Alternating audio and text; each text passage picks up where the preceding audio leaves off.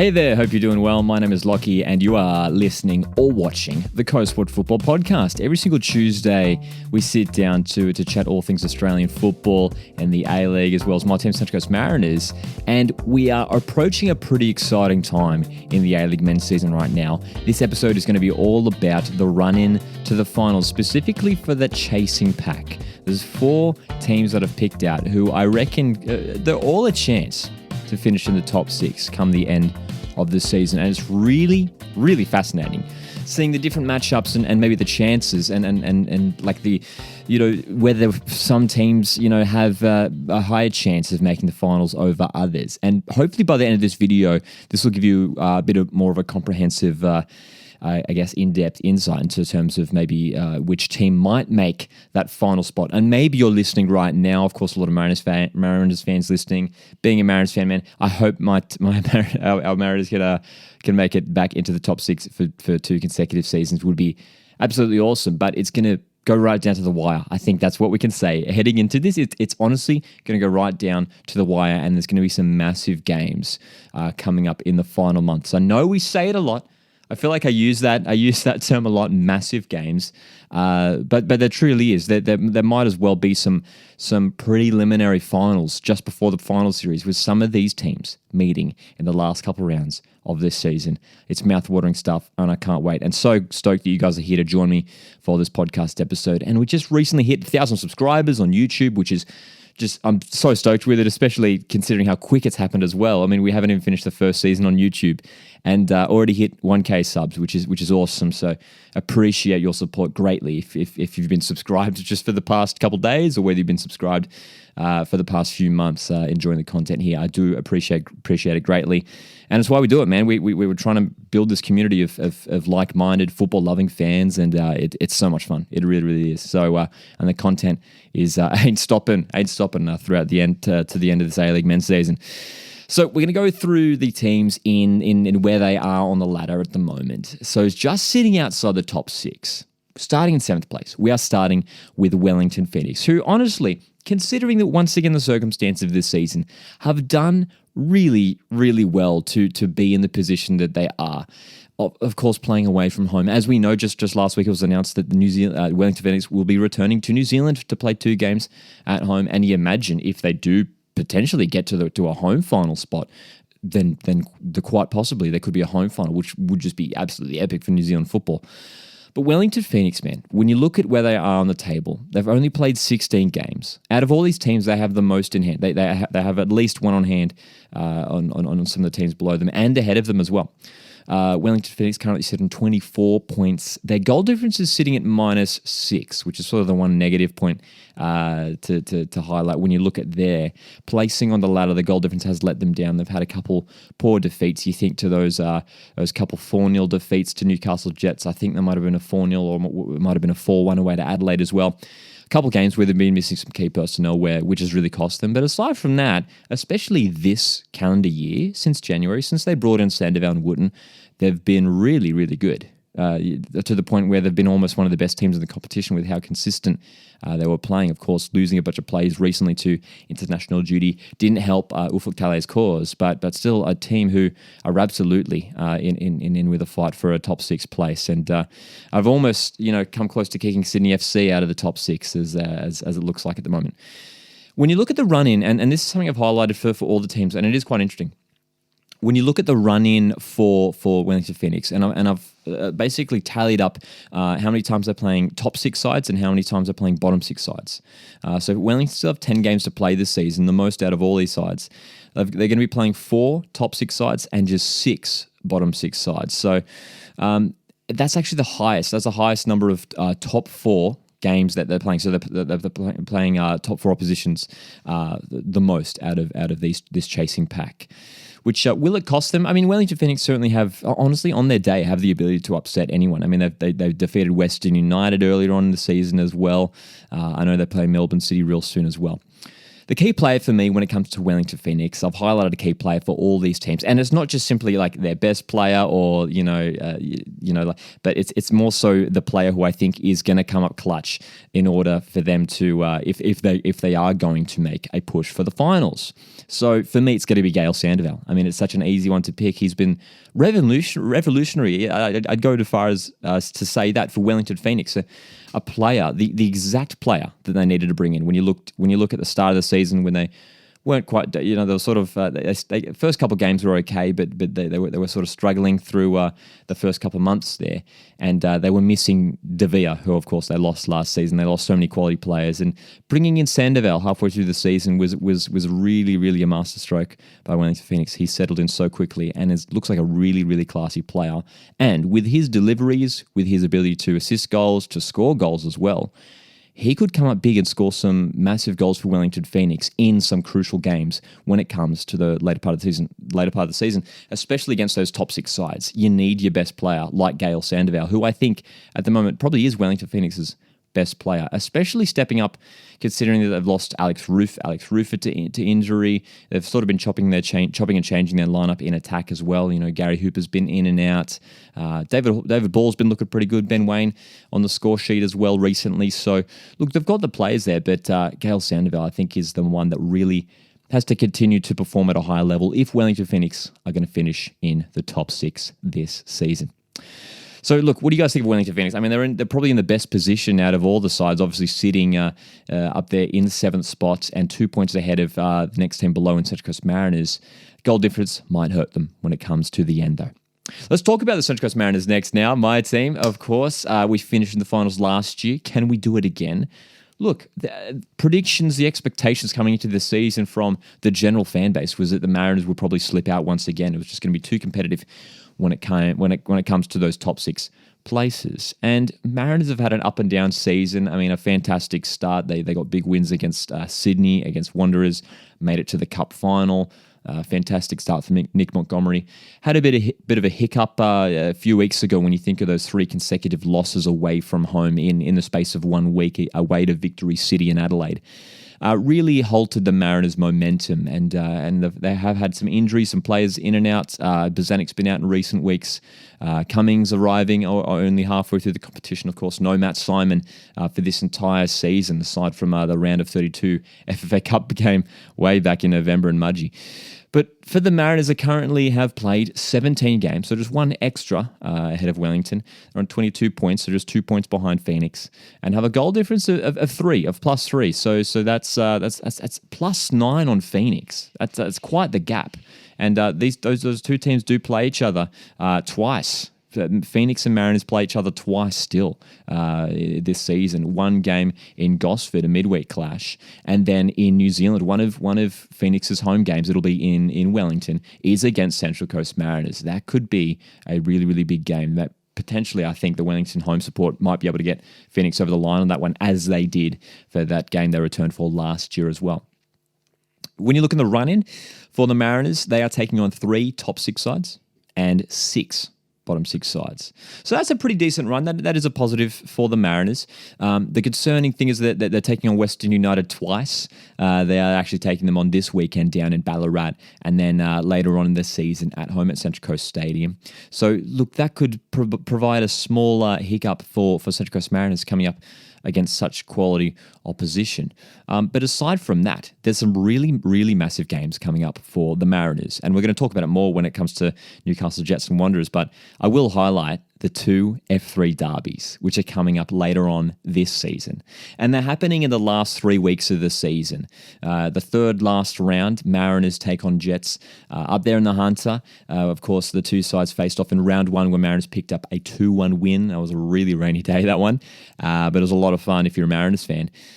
So there's that one. And then on the final day of the season, on the final round of the season, I should say, Mariners host Newcastle Jets at Central Coast Stadium. Both games, Saturday night primetime kickoffs. It really is exciting stuff if you're a Newcastle fan, if you're a Mariners fan, because those matches could well and truly be deciding matches to decide which of these 2 F3 derby teams finishes in the top 6. Especially that last one at Central Coast Stadium. It really, really excites me. The idea that potentially could be that whoever wins the game earns a place in the top 6. And that's exactly what you want in the final round of the season, man. That's exactly what you want. And that's what I think is a big plus of the final series, man. Like, it's not just, potentially in other leagues where it's maybe like a race for the title or something, but you're racing for finals. I guess obviously in other leagues they're chasing for in Europe they're chasing for Champions League success, like a top 4 finish. But so it's sort of similar to that. Yeah, man, those F3 derbies towards the end of the season should be really, really exciting games. The key player that I've highlighted for the Mariners, there are a few that you could probably bring up, but I think Marco Renyer is the big one. I mean, he performed so well in his first year in the A-League last season alongside Matt Simon. And this campaign has done quite well to adjust to life without Big Matty Simon. Has been playing, whether it's alongside Mateus Moresh. For recent weeks, he's been playing alongside Jason Cummings. And Renyer, just so key to the way Mariners build up an attack. Not simply chipping in with goals as he has done in recent weeks, but his assists too, and his ability to switch the play. He gets it moving. And his pace too. He's actually shown in recent weeks he's got really, really good pace, getting in behind on the counter-attack. He is a weapon, and he could potentially be the man to come up with some clutch goals, some last-minute goals, potentially in an F3 derby for the Mariners. He could be the one. He could be the one, Marco Renyer. And with his experience, I mean, the guy's played at a World Cup. He's played over in the MLS. He's got experience all over the world. And he could hopefully, for Mariners fans, push them into a top 6 finish. So Marco Renyer, the player to watch for me when it comes to the Central Coast Mariners. Let's talk about the team up on the other side of the F3. It is the Newcastle Jets, a team who, an interesting one. I mean, firstly, just on the Newcastle Jets, I've done a lot better than last season already. I think already it's been a success this season if you purely compare it to last season. If you compare it to last season, Newcastle Jets were pretty much out of it. They were a bottom 2 side, almost picked up the wooden spoon, and we're out of it for basically the last month of the competition. When you look at them where they are right now, they've played 17 matches, so same as Mariners, 21 points, so just 1 point behind their Central Coast rivals, and their goal difference is +2. So again, just 1 goal behind the Mariners. It is as close as it gets when you look at it right now. And of course, we know the F3 derby specifically is a derby that's incredibly tightly contested as well. Goals even, wins, draws, losses for all sides. It's as even as it gets. And when you look at the ladder here, I mean, again, barely anything splitting these two sides. And again, the run-in, it's exactly the same for the Mariners, not in terms of the exact teams they're playing, but 3 top 6 sides and 6 bottom 6 sides. It's really, really, honestly, it's shaping up so nicely. And again, it's the same. I don't need to repeat it, but those F3 derbies are going to be massive. Really, really crucial. Key player to watch for me when it comes to the Jets, Arthur Papas' side. I mean, he's done really well, Papas, to build a nice side with some quality players, and the quality player in Daniel Pena they have for sure in that attacking midfield role. He is the key player to watch for me. I was going to put down Becky Mikuldatsi, but I think we all know about Mikuldatsi now. I mean, he's the second top goal scorer in the A-League, and he's been scoring goals pretty consistently for the season so far. Daniel Pena, I've highlighted Daniel Pena specifically because he's a player who, again, we all know about. I mean, he burst onto the scene early on in that FFA Cup playoff against Western United when he scored that banging free kick from like 30 metres out. And from there, sort of put the A-League on notice. It's like, okay, who's this young Brazilian midfielder? Like he's rocked up and he's scoring goals from 30 metres out. And he's been great. He's been great. His agility, his ability on the ball. He loves taking a shot every single game, man. No doubt he'll have a couple pops from outside the box. But I still think he has another gear to get up to. He needs to add, more goals, more assists to his game. He could really. I feel like he's so close to getting there. I feel like if he just specifically goals, I should bring up goals. If he just banged in a couple more goals, he could be potentially one of the league's best players. I don't think that's too far-fetched to say. He's been that good and he's that talented. He's got that technical ability to make him that top A-League player. His combination with Mikkel Datsy has been fantastic. Both of them are on the same wavelength.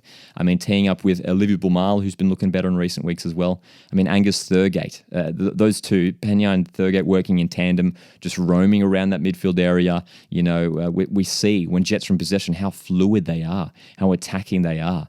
And Pena being that creative outlet who has been so superb. But as I mentioned, I think could step it up even more. And in order to, what better way than to potentially send his team into a top 6 finish for the first time in a few years after a disappointing campaign last time around. But Daniel Pena, a great pickup for Newcastle Jets. We really have to give credit to Newcastle Jets for finding Mikkel Datsy, for finding Daniel Pena, bringing these guys into the team. And they've settled in really, really quickly to Australia and have been performing well. It's a funny thing when you look at Newcastle Jets and the team and you think of those players and Thurgate and Boumal and you think that sounds like a pretty decent side. It's the defence that's been letting them down, unfortunately, the Newcastle Jets. They've just been leaking too many goals. You see in recent weeks, I mean, they've got their goal difference back up to the positive areas with +2. In recent weeks, a 4-0 win against Wellington Phoenix and then the 2-0 win against Sydney FC. So back-to-back clean sheets is a big plus at the moment for Newcastle Jets. And they'll be hoping that they can continue that positive run of form into the final weeks of the season. So again, really, really interesting one to watch when you look specifically at those two F3 derby teams, Mariners and Newcastle Jets. Would they be able to make the break into the top 6? The final team we're going to talk about, and I will just put a word actually first of all on Brisbane Roar and Perth Glory. I mean, I think everyone is just about now ruling out Perth Glory. Actually, they might be mathematically. I don't think they're mathematically out just yet, but I mean, it's going to be virtually impossible for them to get there with how much catching up they have to do. Perth Glory, and I think the season's a writer for them, and especially as well. I mean, sacking Richard Garcia recently. It's a reset for Perth Glory, and they're going to rebuild and look on to next season, I think. And for Brisbane Roar, I think there probably is still hope there. And look, like at home, they've been decent and they've been winning some games, and I think they've got some good young players coming through that have been performing well in Luka Ivanovic, in Henry Hoare.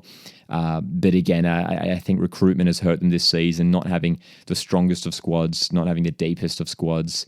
And especially early on in the season, they just weren't looking very good at all. They've improved. They have improved throughout the season, I think, a little bit.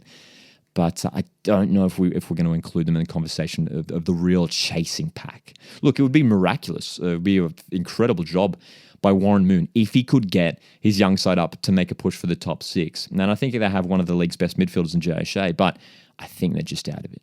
And a team who, look, some people might say, some of their own fans even might say, are out of the race.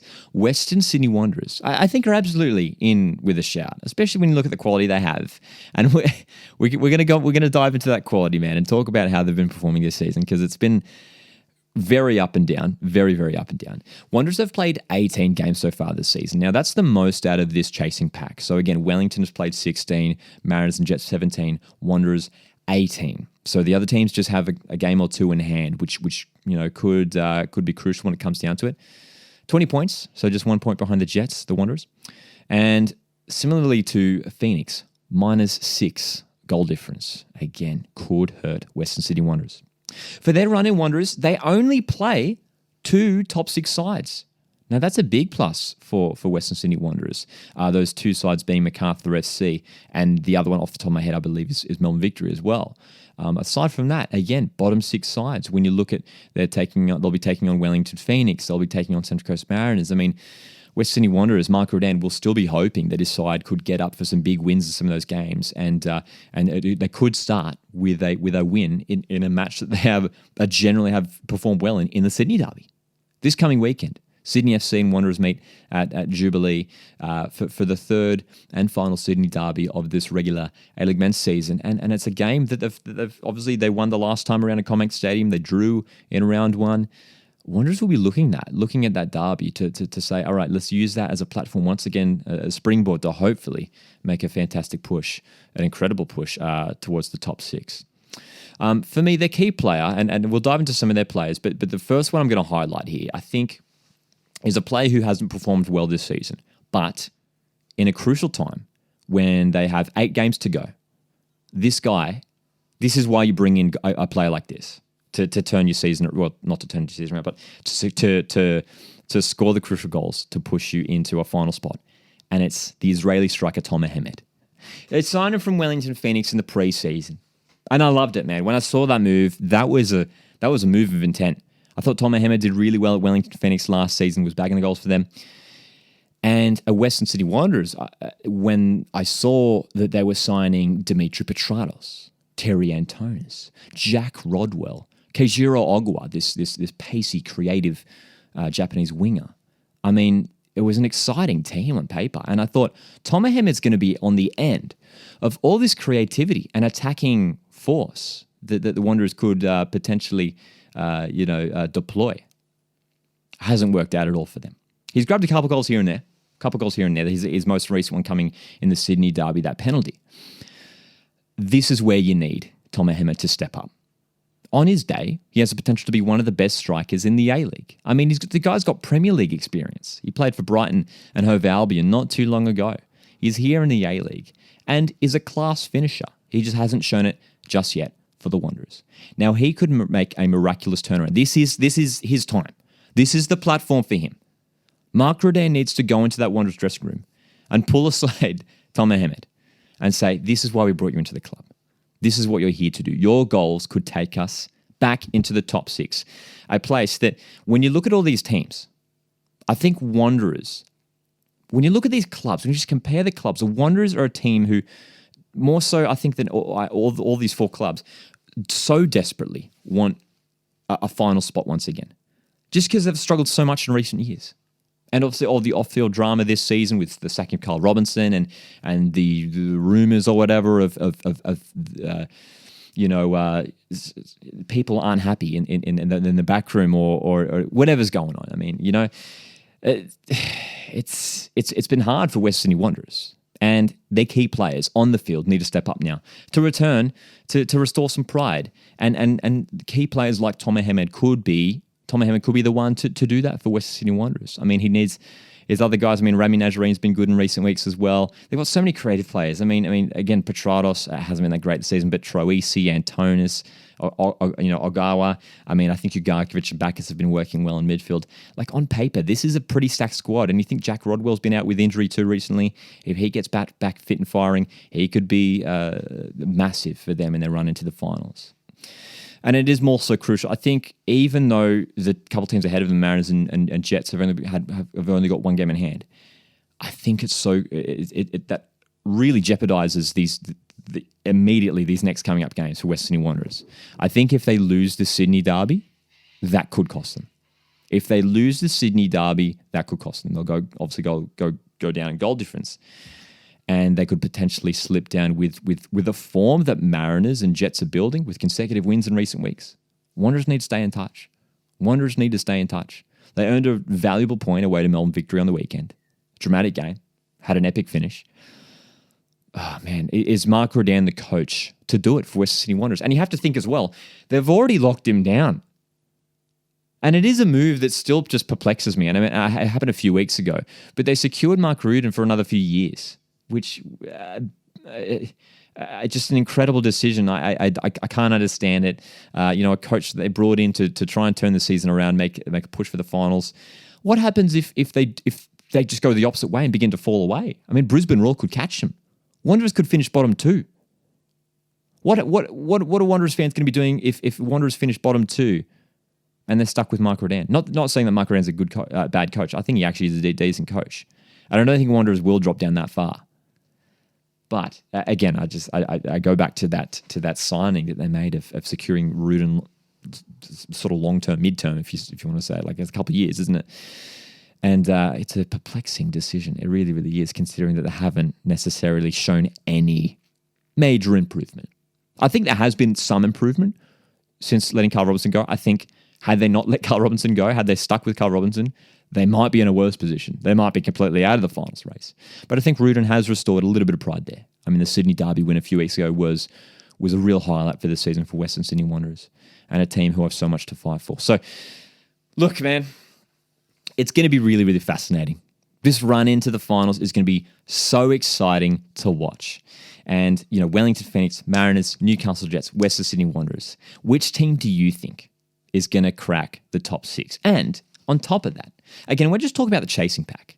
This video, we're talking about the chasing pack. We're not at all talking about the teams who could potentially slip out of the top 6. And I'll tell you right now, all those teams from 3rd to 6th, I'll say right now, the top 2, Sydney and Western, I think are locked. I think they're away. They're done. Lock them in as your top 2. Don't know who's going to be Premier, but they're locked for top 2. But from 3rd to 6th, Adelaide, Melbourne Victory, Macarthur FC, and Sydney FC absolutely have to be watching their backs. Absolutely have to be watching their backs. I mean, Melbourne Victory, yes, they have games in hand, but 4 consecutive draws. Sydney FC have already played 20 games and have been struggling and have a Champions League campaign coming up. If I'm a Sydney FC fan, I'm still worried, dude. I mean, we did a video about Sydney FC a few weeks back and how they were on a bit of a free fall. They sort of stemmed the flow. They picked up a couple consecutive wins, but then that disappointing loss to Jets just broke that building any consistency there. It really tricky season if you're a Sydney FC fan. And just quickly on the other teams as well. I mean, I think Melbourne Victory will secure a place in the top 6. I think the squad is too strong and Tony Popovich is too good of a coach. Macarthur and Adelaide, though, have shown their frailties this season, man, especially in recent weeks. I mean, being a Mariners fan, I've seen my Mariners side pretty convincingly beat those two sides. I mean, Macarthur 4-2, Adelaide 3-0. Yes, there was the red card, but it's open for anyone. And that's what makes it so exciting. It's a little bit like last season. Last season was really, really exciting where there was still quite open. Anyone could finish anywhere. But honestly, right down as far as Wanderers who sit in 10th spot on the ladder, I mean, who knows what could happen. And you look up right up to 3rd place. It is wide open. So all these teams, man, it's going to make for such an exciting end to the season. And as I mentioned, there's going to be some epic, whether it's a derby match, whether it's a match between 6th versus 7th come to the end of the season. There's going to be some really crucial matches, man, which, as I mentioned, are sort of going to be like preliminary finals. I can't wait for those F3 derbies. Being a Mariners fan, man, can't wait for those F3 derbies come the end of the A-League men's season. Guys, I hope you enjoyed this little chat about the run-in for these teams when it comes to the chasing pack for the top 6. It's really, really exciting stuff. If you want to stick around for more of these podcast episodes, we do it every single Tuesday, these long-form videos available on the YouTube channel, Coast Watch Football on YouTube, or you can listen on any podcast platform. So that includes Spotify, Apple Podcasts. Just search up Coast Watch Football. And if you have enjoyed these episodes, it would greatly be appreciated if you wanted to show your support by hitting the like button on YouTube, or if you are listening on a podcast platform, you can leave your little star rating, and that helps out a whole lot. And of course, you can hit subscribe. You know that if you want to stick around for more of these episodes. And specifically keep an eye on the YouTube channel, man, where we do heaps of content, the live watch-alongs that we do every single week, the predictions videos, the podcasts, FIFA videos, so much more, man. The match day vlogs, of course, as well. It is certainly a whole lot of fun. And guys, once again, thanks for supporting the podcast and the page and me doing what we do here, man. And again, we'd love to continue the conversation with you. So let your thoughts know about which of these sides do you think will be cracking the top 6, if any. Again, I'm hyping up all these sides. Or they could all miss out. So we'll have to wait and see. It's going to be really awesome stuff. All right, guys, my name's Lockie. This is Coast Watch Football, and I'll see you in the next one.